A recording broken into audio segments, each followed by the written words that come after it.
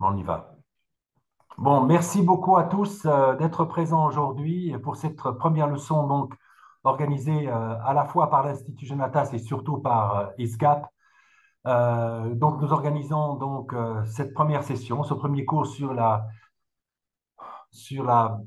disparition, sur l'exil forcé des Juifs d'Orient. Et donc nous l'organisons donc avec ISGAP et aussi en concertation avec la LICRA, Academ et le réseau RRA. Si je ne puis citer tous les noms de nos amis, permettez-moi de remercier Céline Masson, Stéphane Bou, Emmanuel Debono et bien sûr El Shaddai Abraham, Dimitri, Dania, ainsi que Erika Lippert, notre toute nouvelle chargée de mission. Chargée que nos cours seront accessibles en traduction simultanée en langue anglaise. Donc, merci beaucoup. Et naturellement, il me faut aussi remercier Charles Small, qui est l'âme de cette formidable organisation qui s'appelle ISGAP et qui est basée à la fois aux États-Unis et à Cambridge, UK. Aujourd'hui, en Belgique, comme ailleurs en Europe et aux États-Unis, nous assistons à une résurgence d'un antisémitisme totalement décomplexé. L'édit qui s'était élevé après la révélation des horreurs d'Auschwitz semble s'être effondré, laissant ressurgir les anciens tropes qui nous ont tant fait de mal.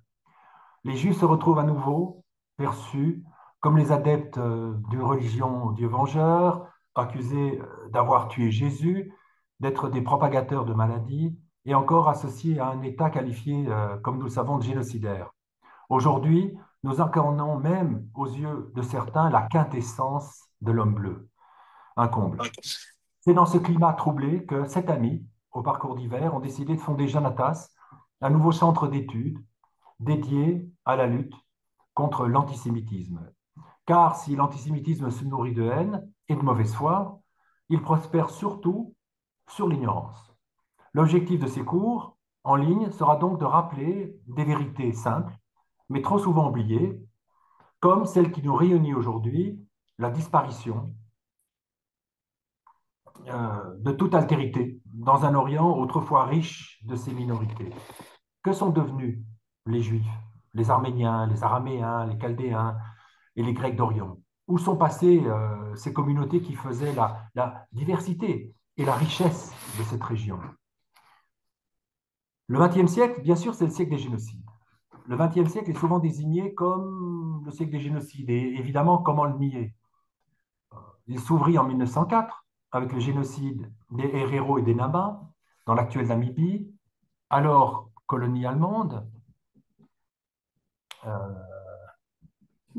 Attendez, ici. Dans l'actuelle colonie allemande, en une année, près de 80 000 Herero et Nama furent assassinés. C'est peu, me direz-vous, sauf à considérer que cela représente près de 80% de la population totale des premiers et 50% des seconds. Qu'est-ce qu'un génocide? Sinon l'intention déclarée de faire disparaître physiquement et en totalité un peuple tenu de trop sur terre. Et voilà quelques images qui nous montrent la manière dont les Allemands et leurs scientifiques, leurs savants fous, ont traité effectivement comme des objets ces deux peuples, le peuple Herero et le peuple Nama, avec des gens qui ont commencé leurs recherches absurdes euh, sous le biais de la colonie allemande et qui ont terminé leur carrière sous le régime nazi. Voilà l'exemple notamment de ce savant fou qu'on appelle Christian Fellner. Pour bien comprendre ce que c'est un génocide et ce qu'il n'est pas, on évoquera le second génocide du XXe siècle, celui perpétré par les jeunes Turcs contre les peuples arméniens, mais aussi araméens et grecs pontiques en 1915. L'Empire ottoman comptait près de 2 millions d'Arméniens. En un an et demi, les jeunes Turcs assassinèrent près de 80% de ce peuple, naguère majoritaire en Anatolie. Et comme dans le cas des Herero, la notion de part substantielle prend ici absolument toute sa signification. Et voilà un tableau qui nous permet de bien comprendre effectivement ce qu'est un génocide, ce qu'il n'est pas. Vous voyez une carte, effectivement, où les Arméniens étaient, sinon majoritaires, mais en tout cas la principale minorité, puisqu'il y avait aussi des Kurdes sur cette terre-là. Il y avait 2 millions d'Arméniens en Arménie, enfin dans l'Empire ottoman. Il en est resté, après 1915-1916, 125 000. Et vous voyez les chiffres, effectivement, les bilans absolument terribles. La ville de Sivas, 225 000 Arméniens en 1915. Il en reste moins de 5 000 en 1916. Vous prenez la ville de Van, 197 000 Arméniens, moins de 100 après 2 années de souffrance. Diyarbakir, 124 000 Arméniens, aujourd'hui il en reste moins de 100. Et donc voilà les conséquences, encore une fois, effectivement très claires de ce qu'est un génocide. Et à travers cette image-là, on voit que tout génocide s'accompagne d'un ethnocide. Après avoir détruit les populations, eh bien, on détruit les traces aussi de ces populations. Et là, vous voyez la ville de Van, qui fut un temps la capitale de l'Arménie. Et ce qu'il en reste, il n'en reste absolument rien. Moins de 30 ans plus tard, le crime de génocide frappa le peuple juif, qui sera lui aussi amputé de sa part substantielle. Vous le savez, bien évidemment. Plus de 80% des Juifs, effectivement, en Europe occupée, furent assassinés, parmi lesquels 90% de Juifs polonais. Et d'aucuns aujourd'hui osent comparer Gaza au ghetto de Varsovie, comparaison indécente si l'on songe que 80%, 98% des Juifs de Varsovie furent assassinés Un appartement à Buenos exclusivement Aires. des civils. Je suis le coup. J'en viens ensuite, bien évidemment, à l'autre génocide, au dernier génocide du XXe siècle, celui des Tutsis. Donc je terminerai par le génocide des Tutsis du Rwanda qui faucha en 3 mois, c'est-à-dire en 100 jours, près d'1 million de civils, eux aussi totalement désarmés, soit une moyenne de 10 000 morts par jour. Bien sûr, c'est une moyenne absurde. On se rend bien compte qu'au début, ce n'est pas 10 000 morts qu'on tue, mais 20 000, 30 000, etc. Le génocide est bien le pire des crimes contre l'humanité. Il est le crime absolu, c'est-à-dire avec un avant, et j'oserais dire avec plus d'après. Les héros, qui étaient autrefois l'ethnie majoritaire en Namibie, ne constituent aujourd'hui plus que 7% de la population totale de la Namibie. Il reste tout au plus 60 000 Arméniens dans l'actuelle Turquie. Il reste moins de 20 000 Juifs dans cette Pologne qui fut, on s'en souvient, pendant des siècles, le cœur de la Yiddishkeit. Et là, c'est effectivement ce terrible XXe siècle qui faucha à jamais des peuples entiers qui prirent leur part substantielle. Mais le XXe siècle, comme je l'ai dit, s'il fut bien le siècle des génocides, il fut aussi, et peut-être encore davantage, le siècle de l'épuration ethnique, des migrations forcées, des déportations et des réaménagements démographiques organisés pour créer des États ou des régions ethniquement, religieusement ou linguistiquement homogènes. Ces politiques, symboles de la brutalité du XXe siècle, illustrent les conséquences, effectivement, des politiques d'homogénéisation ethnique qui ont marqué le XXe siècle, et ça, vous allez sans doute être étonné, y compris en Belgique. Oui, en Belgique. Certes, dans le cas belge, le réaménagement ethno-linguistique ne fut absolument pas dramatique, mais il témoigne aussi à sa manière de cette volonté de séparation, de ségrégation spatiale et politique. Comment caractériser l'histoire de la Belgique au XXe siècle?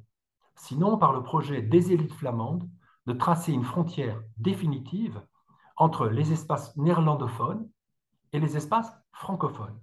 Ce processus, que je qualifie en quelque sorte d'épuration linguistique, s'est déroulé en plusieurs étapes majeures. Je n'en parlerai que de deux.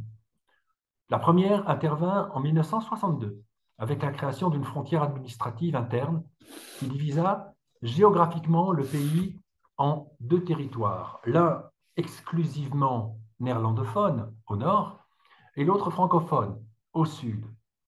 À partir de ce moment, toutes les écoles et institutions culturelles francophones situées en Flandre durent soit fermer, soit se flamandiser.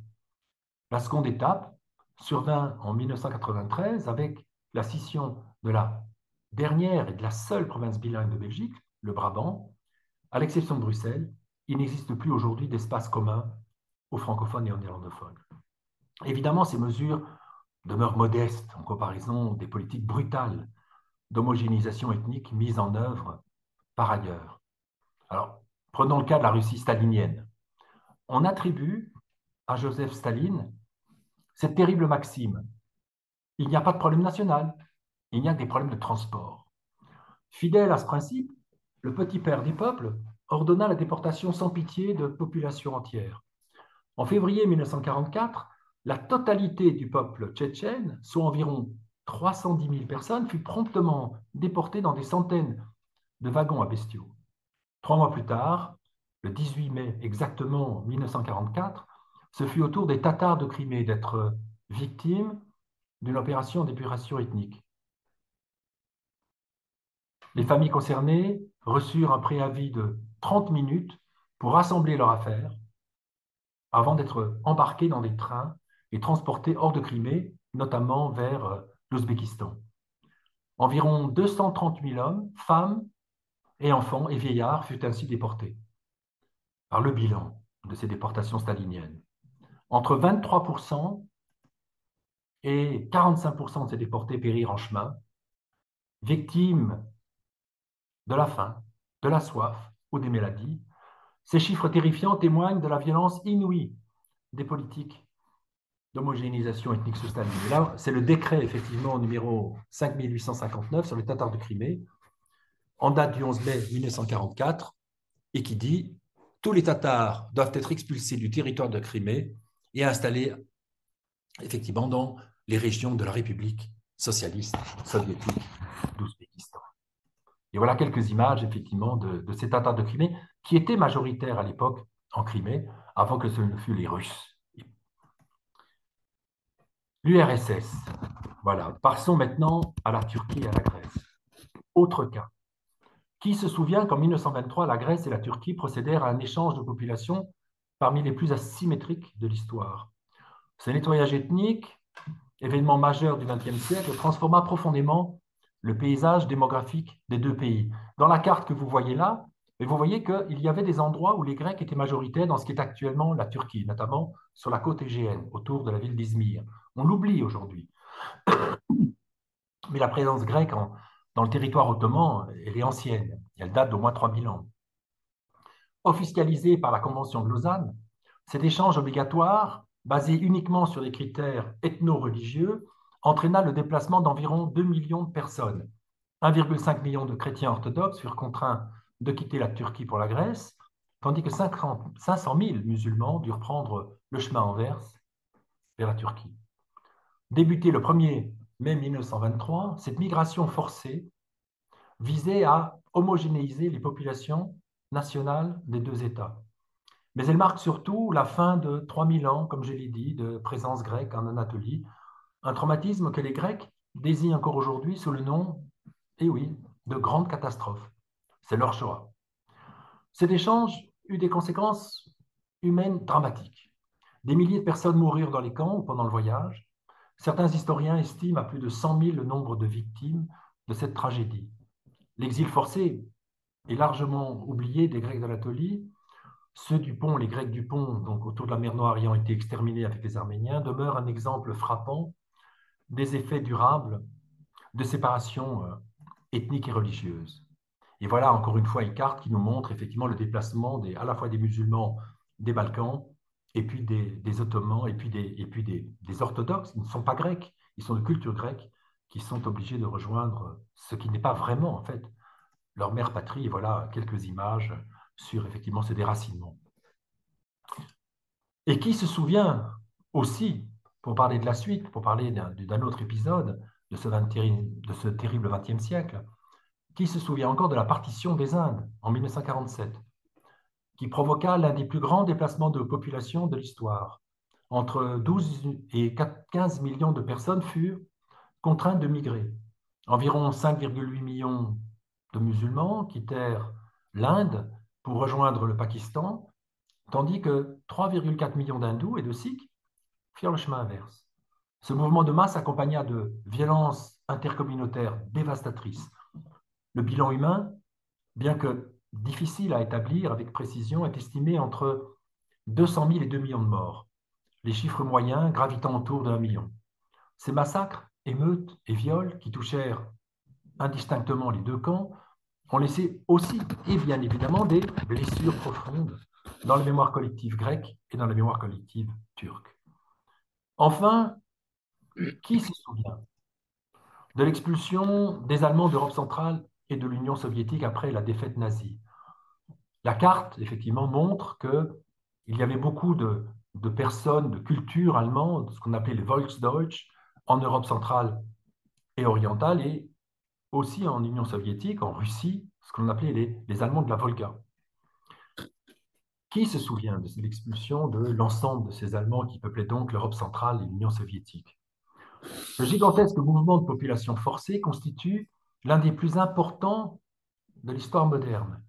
Débutée en 1944 et prolongée jusqu'au début des années 1950, cette politique ciblait les Volksdeutsch, comme je l'ai dit, les Allemands ethniques, installés depuis des siècles, souvent depuis le XIIIe siècle, hors des frontières allemandes. Dès 1943, les gouvernements tchèques et polonais, en exil à Londres, notamment Beneš, firent un lobbying actif auprès des Alliés pour arracher la purification ethnique de leur territoire. L'objectif était double, bien sûr punir les minorités allemandes, perçues non sans raison, mais pas systématiquement comme complices du nazisme, et surtout parachever la création de nations homogènes en Europe centrale. Il faut savoir que dans la Tchécoslovaquie d'avant l'Anschluss, 25% des Tchèques étaient des Volksdeutsch, étaient de citoyenneté tchèque, mais de nationalité entre guillemets allemande. La Pologne, à l'époque, ne comptait, avant la Seconde Guerre mondiale, que 67% de ce qu'on appelle des Polacs catholiques, c'est-à-dire des Polonais de religion catholique, les autres étant des Juifs, des orthodoxes, des protestants. Les alliés occidentaux, bien qu'initialement réticents, acceptèrent le principe de l'épuration. La décision fut d'ailleurs officiellement entérinée à la conférence de Potsdam en juillet 1945. En réalité, les expulsions avaient déjà commencé depuis plusieurs mois. Les populations allemandes, qui n'avaient pas fui devant l'avancée de l'armée rouge, furent chassées des territoires annexés par la Pologne et l'Union soviétique, ainsi que de Tchécoslovaquie, de Hongrie et de Yougoslavie. Environ 12 à 14 millions d'Allemands furent ainsi expulsés ou contraints de fuir leur foyer en Europe centrale. Parmi eux, environ 7 millions quittèrent la Nouvelle-Pologne, qui incluait donc des territoires anciennement allemands. On pense notamment à Königsberg, aujourd'hui Kaliningrad, une partie de la Silésie. 3 millions furent expulsés de Tchécoslovaquie, ce qui fait que la Tchécoslovaquie, qui comptait 25% de Tchèques de nationalité allemande, n'en compte plus aujourd'hui, pratiquement que quelques pourcents. Ces déplacements massifs reconfigurèrent profondément la démographie de l'Europe centrale et orientale.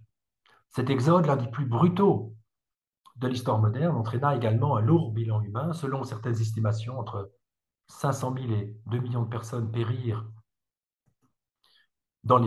à la suite des violences, de la faim, des maladies ou des conditions inhumaines, dans des camps aussi d'internement. En 1995, une commission germano-tchèque révisa ces estimations et conclut qu'il y avait entre 15 000 et 30 000 victimes directes, incluant les lynchages, les suicides et les morts dans des camps de travail communistes. Et voilà un tableau qui nous montre effectivement tout simplement la fuite, le fait que la plupart et l'intégralité effectivement des Allemands qui occupaient les territoires de l'Europe centrale et orientale ont été expulsés de manière effectivement brutale. Alors, faute de temps, bien évidemment, j'aurais dû vous parler d'autre chose. J'aurais pu vous parler des déplacements des populations dans l'ex-Yougoslavie, du fait des forces serbes, mais aussi croates. Et c'est pourtant dans le contexte bosniaque, et c'est un peu malheureux que je n'ai pas le temps d'en parler, que Roy Gutman, le célèbre journaliste qui travailla en Yougoslavie pendant les événements dramatiques contre la population musulmane de Bosnie-Herzégovine, inventa justement la notion de nettoyage ethnique. Mais bon, évidemment, on se rend bien compte que le XXe siècle est bien le siècle, à travers ces exemples-là, est bien le siècle par excellence de l'épuration et du nettoyage ethnique. Pourtant, nos contemporains ne semblent retenir des suites de la Seconde Guerre mondiale que la Nakba.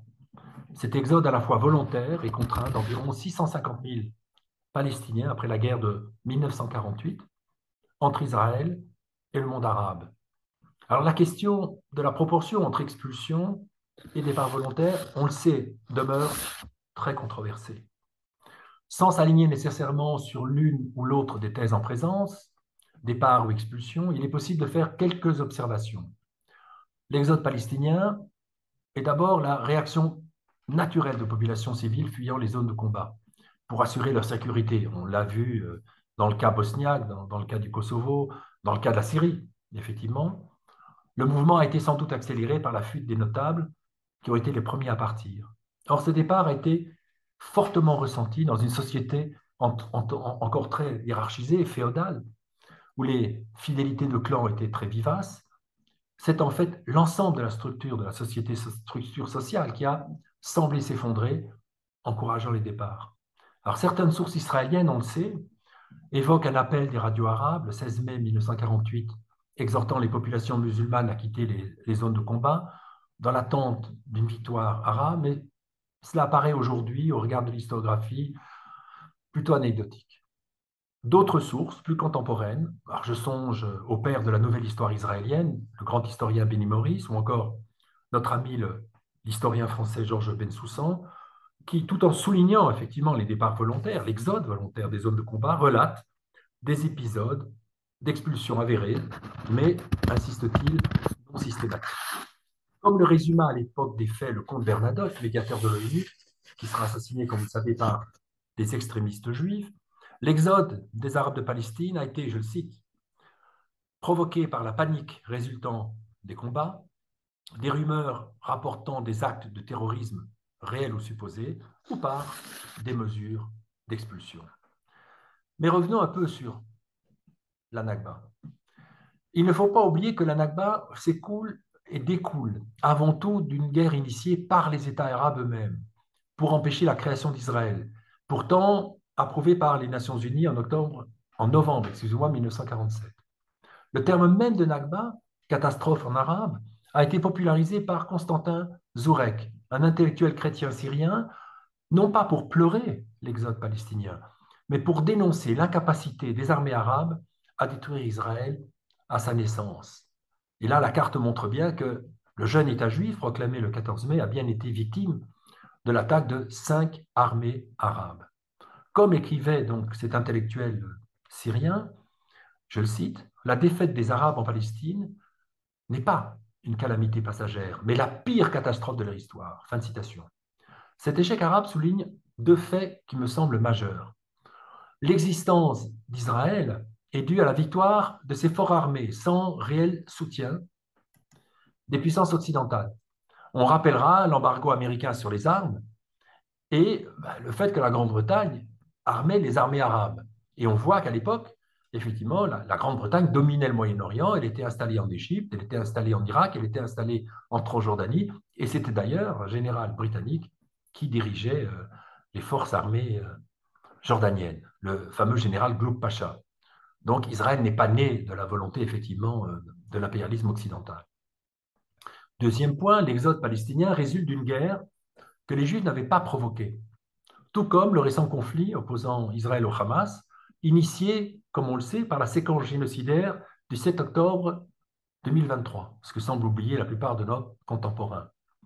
Si les Palestiniens et les États arabes avaient accepté le plan de partage de 1947, un État palestinien existerait aujourd'hui aux côtés d'Israël, mais comme nous le savons, ils le refusèrent en bloc. Beaucoup aujourd'hui justifient ce rejet en affirmant que les Palestiniens n'avaient pas à payer pour des crimes commis en Europe. Pourtant, le mouvement national palestinien, dirigé par le grand moufti de Jérusalem, Al-Husseini, a sa part, certes marginale, de responsabilité dans la destruction des Juifs d'Europe. Comment? D'abord, par le refus absolu d'Al-Husseini de voir la Palestine mandataire accueillir le moindre réfugié juif. Ce sont d'ailleurs les deux révoltes qu'il initia en 1936 puis en 1938 qui poussèrent les Britanniques à fermer la Palestine mandataire aux Juifs européens, pourtant en situation de menace absolue. Et là, vous voyez une caricature nazie, donc qui est publiée dans le journal Kleder Hadatch, effectivement, qui se moque de ces Juifs qui ne peuvent plus émigrer en Palestine mandataire. Et là, c'est quand même une responsabilité, puisque en mai 1939, les Juifs sont dans la nasse et vont être victimes, comme nous le savons, quelques mois plus tard de la Shoah. Ensuite, exilé à Berlin pendant la guerre, le grand moufti de Jérusalem négocia avec Himmler, la création, nous savons, d'une légion SS bosniaque et plaida directement pour l'extermination des 600 000 Juifs de Palestine, une tâche qui fut confiée au SS Walter Rauff, co-inventeur des camions à gaz. Et là, vous voyez le grand moufti de Jérusalem en visite dans un camp de concentration avec le chef de la SS, Heinrich Himmler. Et voilà, le voilà en Bosnie en train de lever une légion musulmane, etc. Et donc, et là, c'est le fameux Walter Rauff qui dirigeait l'Einsatzgruppen Égypte, unité SS formée pour massacrer les Juifs d'Afrique du Nord, d'Égypte et de Palestine. Avec seulement 24 hommes, cette unité comptait probablement, en cas de victoire et d'occupation de la Palestine, sur la complicité des Arabes locaux pour mener à bien leur projet génocidaire. Heureusement, ce plan fut anéanti par la victoire du maréchal Montgomery sur Rommel à El Alamein, stoppant l'avancée nazie aux portes de la Palestine mandataire.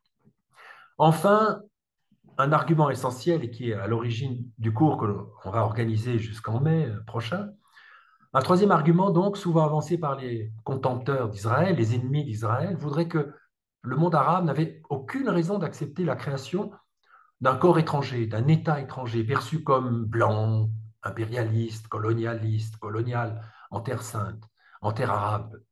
Pourtant, cette vision ignore plusieurs faits fondamentaux. D'une part, les Juifs ne sont pas étrangers à ce territoire. Ce fut d'abord la terre d'Israël avant d'être renommée Palestine, tout simplement par les Romains. Le peuple juif est en effet intrinsèquement lié à la terre dite sainte, comme d'ailleurs au Moyen-Orient, comme en témoigne la Bible et d'ailleurs le Coran. Ce texte rappelle effectivement la présence historique de communautés juives bien avant l'avènement de l'islam.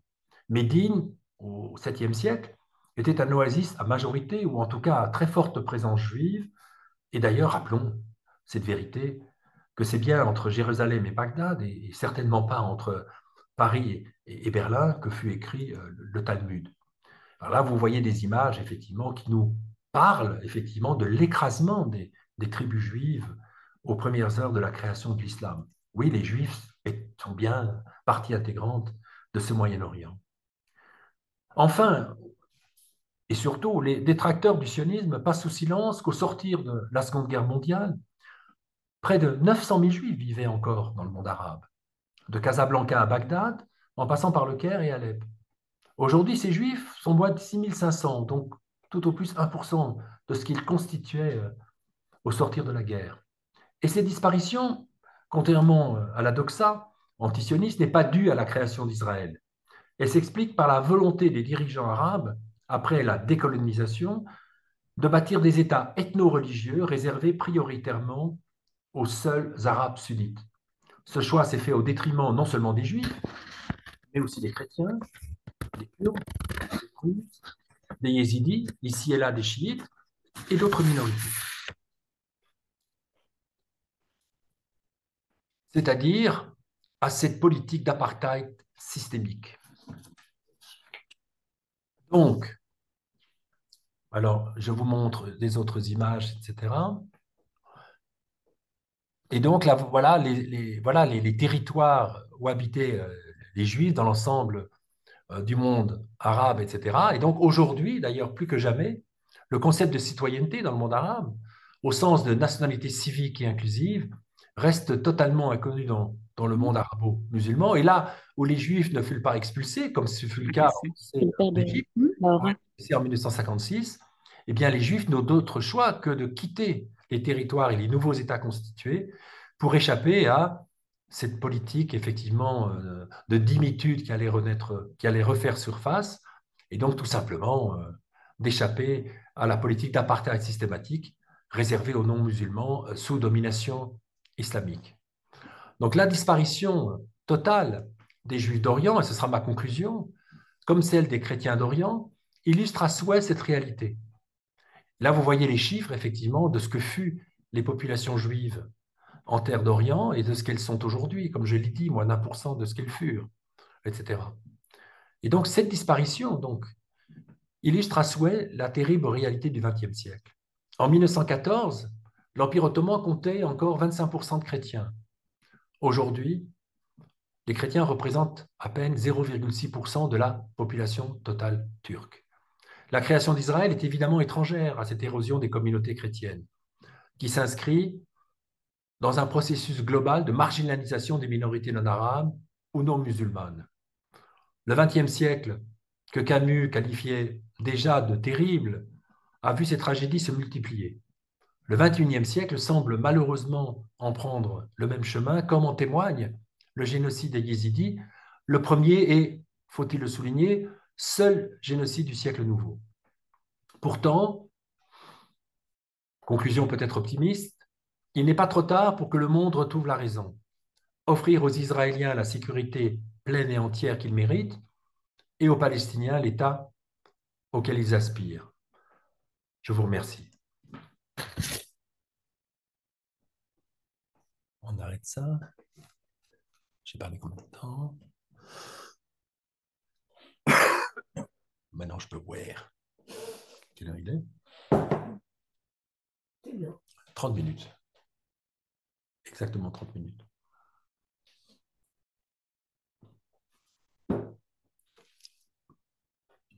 Ah, certainement.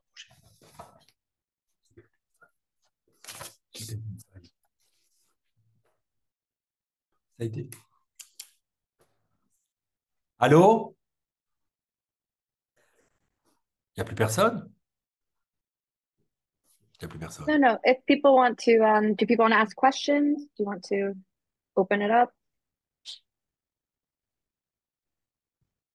If anybody's a question, feel free to raise your hand or unmute. I have a question.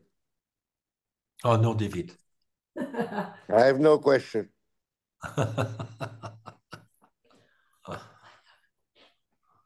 So I say my question or no? Of course you. Bien sûr, tu peux parler en français, hein, parce que c'est traduit. Parle en français. Je parle très mal les français. Oh, David. Oh, OK. OK. Pourquoi tu parles pas de la commission Peel? Mais oui, mais parce que dans un exposé de 30 minutes, on va à l'essentiel. Et l'essentiel, c'est effectivement de parler quand même du plan de partage de novembre 1947 qui a été accepté par les Juifs et qui a été refusé effectivement par les Arabes. Et le plan Peel, c'est la même chose. Donc, on est d'accord là-dessus. Mais encore une fois, dans un exposé, il faut choisir, tout simplement. Et donc, comme le fait que je n'ai pas parlé de l'épuration ethnique en Bosnie-Herzégovine, et c'est quand même un élément clé du XXe siècle, hein, le fait de la disparition de l'espace yougoslave, qui était un espace pluriel s'il en fut. Voilà, donc j'ai dû faire des choix, mais c'est vrai que j'aurais pu en parler. Bonne question. Non, mais je dis ça pas tellement pour te critiquer, mais parce que je trouve que c'est la proposition de paix, la première qui est faite aux pays arabes, même pas par nous, et dont la part qui nous est laissée est tellement minuscule que c'est caricatural que pour expliquer à quel point le refus est entre guillemets inexplicable, sinon par l'idée qu'il faut nous éliminer complètement et que nous ne représentons rien. Oui, mais déjà, le plan de partage de 1946, et ça, c'est le génie de Ben Gurion. Ben Ouais, Gurion, en 1947, il accepte la création d'un État juif sans Jérusalem comme capitale, et où on nous dit que les Juifs on reçoivent 55% du territoire de la Palestine mandataire, mais dans ces 55%, la plupart sont des territoires désertiques. C'est le désert du Negev. Et son génie, c'est d'accepter. C'est un pragmatique. Et l'erreur des Palestiniens, effectivement, c'est d'avoir rejeté, tu as raison, le plan Peel, qui était pire encore, et ouais. puis, et puis le plan de partage de 1947. Je dis, le plan de partage de 1947, la Palestine utile, elle n'est pas accordée véritablement aux Juifs, à part la région de Tel Aviv. Oui, oui, c'est vrai, c'est une bonne remarque. Maintenant, j'ai une question qui n'est évidemment pas dans ta conférence parce que c'est impossible, mais plus j'étudie et plus je vois qu'il y a en réalité une très grande haine entre les pays arabes, entre guillemets, pour dire vite, et en fait les Palestiniens. Et que j'ai l'impression qu'ils ont toujours été encouragés dans leur refus que pour qu'ils payent le prix de leur moquerie pendant les siècles où ils avaient l'eau qui était la seule denrée avant que le pétrole n'arrive et que finalement ils considéraient les autres Arabes comme des macaques de Taras. Je ne veux pas rentrer dans ces considérations-là. Je veux dire, c'est plus compliqué que ça. Il y a une véritable solidarité et en même temps une véritable instrumentalisation. Donc, c'est plus complexe que ça, effectivement. Et de toute façon, il y a aussi de l'eau au Liban, etc. Donc, voilà, le fait est que le monde arabe s'est très mal comporté avec les Palestiniens, puisque si la Palestine n'existe pas, c'est d'une part du fait de la défaite en 1948, mais aussi du fait que la Jordanie aurait pu créer une Palestine en Cisjordanie avec une moitié de Jérusalem comme capitale, et que l'Égypte aurait pu aussi créer une Palestine dans la bande de Gaza. Et au contraire, la Jordanie a annexé un territoire qui est devenu la Cisjordanie, et l'Égypte a administré la bande de Gaza. C'est une des raisons pour laquelle la Palestine n'existe pas. C'est la faute effectivement des régimes arabes qui n'ont pas accordé aux réfugiés, notamment c'est le cas de la Syrie, et c'est le cas aussi bien sûr au Liban, les moindres droits civiques, puisqu'il y a des restrictions jusqu'à aujourd'hui pour les Palestiniens dans l'ensemble des pays arabes, si ce n'est justement la Jordanie. Non, c'est vrai, c'est assez incompréhensible et ça explique effectivement beaucoup de choses du drame, on peut dire, que joue et que vive aujourd'hui le peuple palestinien. Bon, je peux dire un dernier truc. Peut-être laisse la parole à d'autres personnes, mon ami David. 10 secondes. OK. Moi, j'ai trouvé ta conférence très, très bien. Formidable. Mais, Non, rien. J'ai dit parfait. formidable, très, très bien. Voilà. Merci. De rien.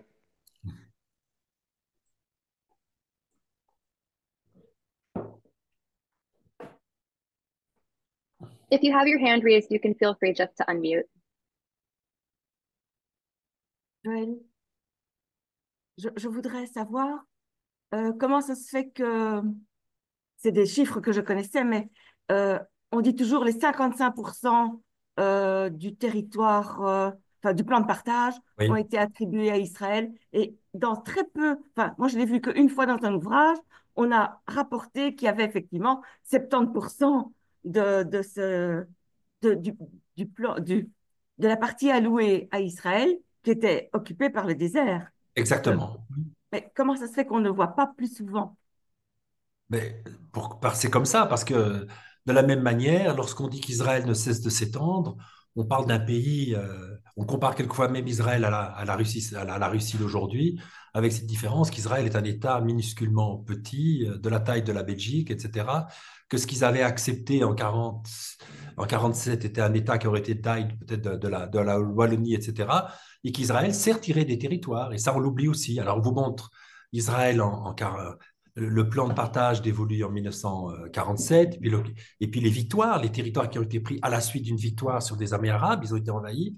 Puis on vous montre les territoires qui sont occupés en 1967, mais on ne vous montre pas effectivement le fait qu'Israël a renoncé au Sinaï, qu'Israël s'est retiré du Liban, etc. Oui, c'est comme ça, je veux dire. C'est le parti pris qui fait que on ne parle que de la Nakba et qu'on a oublié effectivement le fait que l'Allemagne a dû intégrer à peu près 14 millions d'Allemands, voilà, qu'il y a eu des déplacements ô combien plus dramatiques dans le cas effectivement de l'Inde et du Pakistan. C'est comme ça. Et de la même manière, encore une fois, seuls les réfugiés palestiniens ont eu droit à une agence spécialisée, l'UNRWA.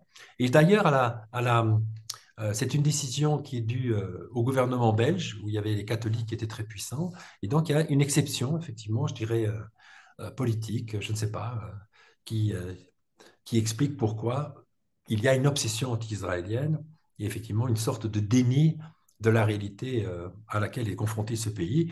Et ce pays est confronté effectivement à des problèmes de sécurité qui sont ô combien plus dramatiques que ceux posés à la Russie soviétique qui s'étendent de Kaliningrad jusqu'au Japon.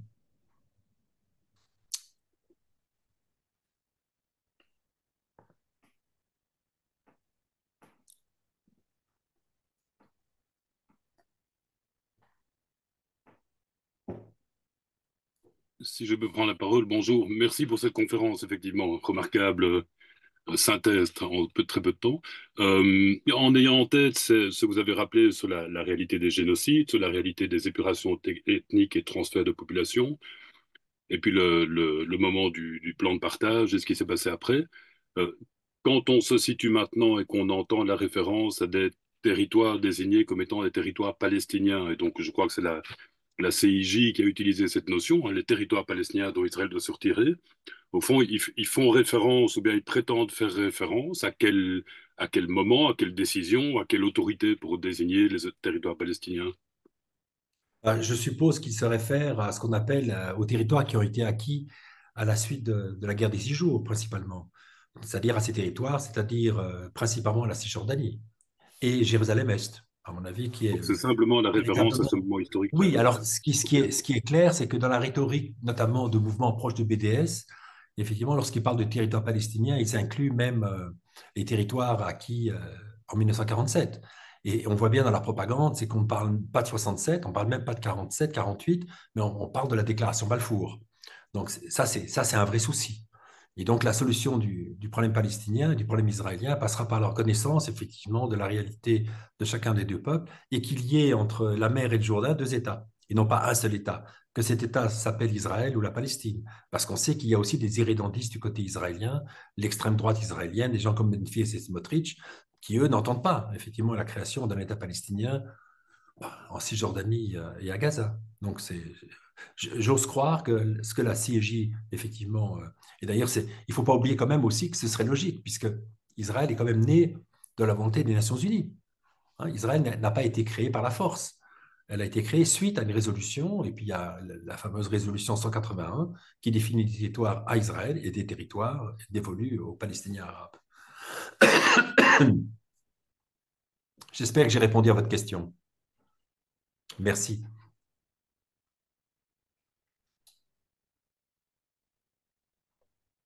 Oui, bonsoir. Oui, bonsoir. Je n'ai pas de main à lever, donc je prends la parole si c'est possible. Allez-y, je vous entends. Merci. Voilà, on a entendu depuis le 7 octobre, hélas, très souvent, tout le temps, From the river to the sea, Palestine will be free, ce qui exclut d'emblée l'existence d'un État d'Israël libre et un État palestinien, ou en tous les cas, une entité palestinienne à la place.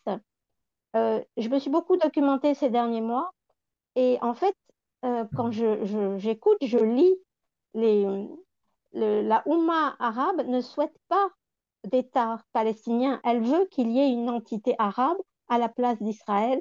Et, et comment envisager un État palestinien alors qu'eux-mêmes ne veulent pas d'État palestinien, ils veulent juste éliminer Israël de la surface. Oui, mais c'est plus compliqué. Est-ce qu'on peut totalement essentialiser, encore une fois, les Arabes, les musulmans, etc. Je pense quand même la grande différence, c'est qu'entre-temps, Israël a quand même forgé un certain nombre de liens. Il y a certes des paix froides avec l'Égypte, paix froide avec la Jordanie, etc. Paix un peu plus chaude avec les Émirats arabes unis, etc. Je pense qu'il y a quand même une partie du monde arabe qui est prêt à accepter la présence d'un État juif dans cette terre, effectivement, qui est sacré pour les trois religions, je pense, mais c'est vrai qu'il y a un grand nombre, peut-être qui c'est une majorité de gens qui, effectivement, préféreraient qu'Israël n'existe pas et qu'Israël soit éliminé. Mais bon, ce qu'il faut faire, et c'est peut-être le pari de l'Arabie saoudite, tout simplement d'être un peu plus pragmatique et d'accepter effectivement la réalité d'un État israélien, si tant est que je pense qu'un certain nombre quand même d'États arabes sont favorables à la création d'un État palestinien, je pense. Mais c'est difficile à dire, mais voilà, il y a des contradictions au sein de la nation arabe, mais je pense qu'il faut faire le pari, effectivement, de ces États arabes qui sont prêts et qui ont démontré leur capacité quand même à reconnaître le fait national israélien. D'autant plus à la suite du conflit qui a opposé non seulement Israël au Hamas, mais aussi au Liban, au Hezbollah, etc., et à la puissance, quand même, et à la dissuasion renouvelée d'Israël. Bon, Israël est un fait, c'est une puissance, et je pense que les États arabes ont intérêt, effectivement, à prendre en compte cette puissance. Vous pensez qu'ils vont pouvoir imposer un État palestinien à des Palestiniens, Hamas, djihad islamique, tout mélangé, qui eux-mêmes ne veulent pas d'État mais veulent tout le territoire? C'est possible d'envisager ça? Mais je pense qu'il faudrait éviter effectivement à ce qu'Israël, le but effectivement de cette guerre telle qu'elle s'est déroulée, c'est de mettre hors jeu à la fois le Hamas et le djihad islamique et de permettre à l'autorité palestinienne de reprendre droit dans les territoires de Gaza. Et je pense que la paix est possible avec l'autorité palestinienne, au-delà effectivement de l'état de corruption qui est le sien, au-delà du fait que Mahmoud Abbas n'est pas le plus grand leader démocrate qu'on connaît, qu'il est effectivement qui n'est pas prêt. Mais je pense qu'on n'a pas le choix. Je pense que si on veut assurer l'avenir du peuple israélien, il faut passer par la solution, à mon avis, à deux États. Mais c'est C'est mon pas pour opinion. tout de suite. Oui, je comprends, mais c'est pas pour tout de suite, donc, En tout cas, a il faut priori. entamer, en tout cas, le dialogue nécessaire pour que ce soit la piste qui soit possible et éviter de monter aux extrêmes, de renforcer, par exemple, les gens du Hamas en Cisjordanie. Une autre histoire, effectivement. Absolument. Merci. Je vous remercie aussi. Merci à vous.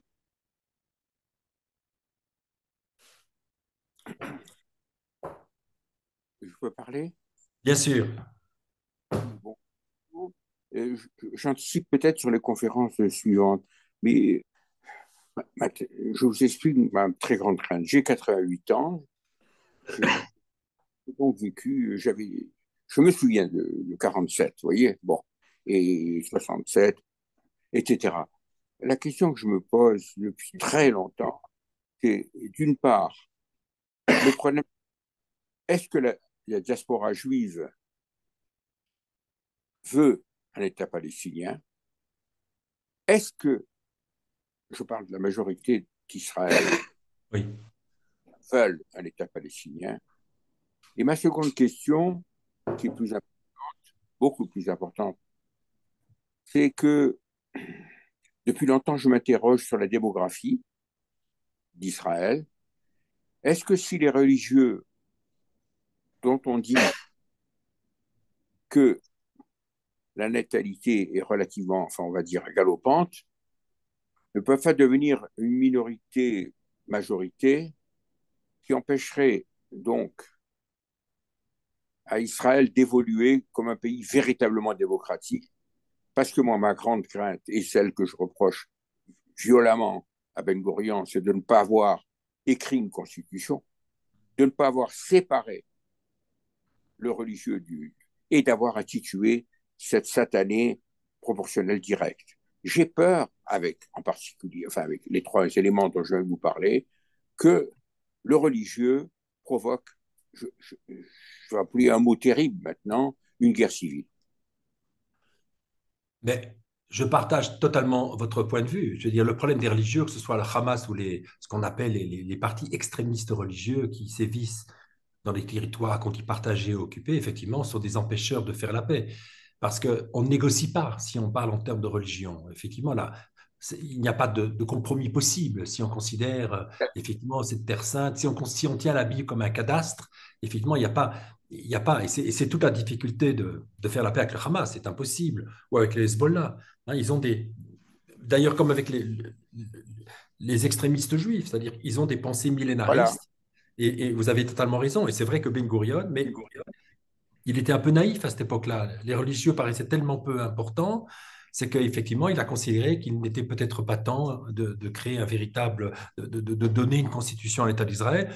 Il a fait cette erreur-là, mais il a fait tellement de choses, il a fait tellement de bons choix par ailleurs qu'on peut le lui pardonner, et on peut toujours effectivement songer à donner enfin à Israël une constitution. Bon, ce qu'il faut, c'est, espérons qu'il y ait prochainement des nouvelles élections en Israël qui donneront peut-être une autre majorité qui permettrait effectivement d'intégrer différemment l'État et de séparer totalement l'État de la religion, l'État de l'Église, l'État de la synagogue. Je partage totalement votre point de vue. Mais encore une fois, rien n'est perdu. Israël reste une démocratie. Et donc, toute la difficulté d'Israël, c'est de rester à la fois juif et démocratique. Et jusqu'à présent, c'était possible, malgré les assauts, on a vu, hein, du gouvernement Netanyahou avant, bien sûr, le 7 octobre, et qui a partiellement échoué. Mais je sais qu'il essaye de nouveau à changer un certain nombre, effectivement. Exactement. Vous avez raison. Merci, hein, de votre remarque. Je peux poser ma question? Oui, Bravo Joël, hein, c'était super et surtout d'avoir montré ce qui s'est passé durant le XXe siècle en Europe et en Turquie. Ça redimensionne fortement les critiques. Moi j'ai une question historique. Je m'étais arrêté au fait que la radio et les médias de l'époque, comme on peut les appeler, avaient demandé aux Palestiniens de partir en 48. C'est ce que j'avais retenu. Mais tu as l'air de dire que c'est peut-être pas tout à fait vrai. Est-ce que tu peux en dire plus? oui, alors, Merci. les historiens travaillent sur les archives. Et ce que nous, on nous a dit, effectivement, pendant très longtemps, c'est que, notamment, la radio du Caire, effectivement, avait appelé les Palestiniens à quitter les zones de combat pour les préparer et revenir en cas de victoire des armées arabes. Il semblerait qu'il n'y ait pas beaucoup de traces dans les archives. Il y a peut-être quelques, mais ça paraît plutôt marginal et plutôt anecdotique. Et la réalité, elle est différente. La réalité, c'est que quand il y a un conflit, quand il y a les zones de guerre, bah, les gens, ils partent. On l'a vu en Syrie, encore une fois, on l'a vu un peu partout, on l'a vu en Bosnie-Herzégovine. Et c'est vrai aussi, et là c'est dans le que sais-je de Georges Bensoussan, il y a des endroits où pour sécuriser l'arrière, eh bien, et notamment, notamment dans la région autour de Tel Aviv, où il y a eu effectivement un certain nombre de Palestiniens qui ont été chassés vers la Cisjordanie. Donc ça, voilà, c'est un mélange, mais ce qui est sûr, c'est qu'il n'y a pas de politique de, comment dire, d'expulsion systématique. La preuve, c'est que malgré l'immigration, qui du monde arabe, qui d'Éthiopie, qui du RSS, etc., ben, les Arabes constituent toujours une très forte minorité en Israël. Quand même, il y a à peu près 2 millions d'Arabes, 20% de la population d'Israël est composée de musulmans et de chrétiens. C'est bien la preuve qu'il n'y a pas eu de politique d'expulsion systématique. On le voit, il faut comparer avec la Turquie où il n'y a plus de chrétiens. Hein, il faut comparer avec, encore une fois, les autres pays où il n'y a plus d'Allemands en République tchèque. Donc, on voit quand il y a une politique systématique et quand il n'y en a pas. Et donc, les statistiques démontrent qu'il y a eu un mélange, effectivement, comme l'a très bien montré Bernadotte à l'époque, entre départ volontaire, exode, quelquefois expulsion, etc. Voilà. Voilà la réalité. Donc, il faut. Et ça, c'est tout l'apport des nouveaux historiens, notamment de Benny Morris, qui a travaillé, et c'est ça qui est important, un historien travaille sur les archives. Merci, c'est très clair.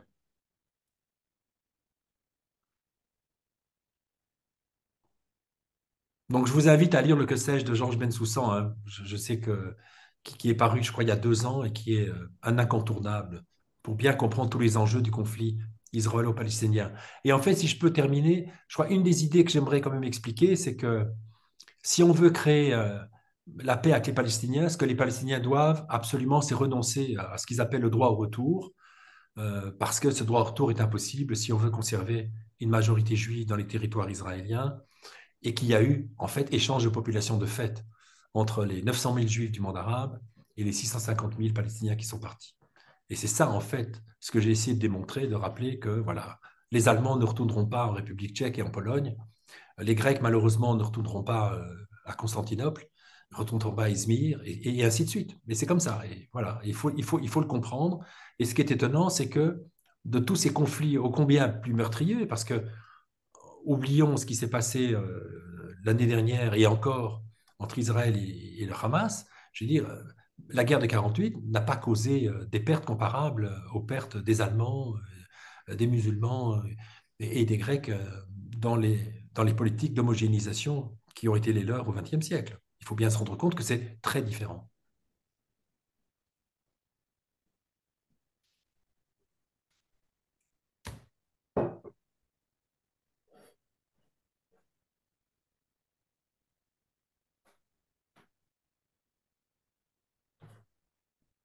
On en terminera là.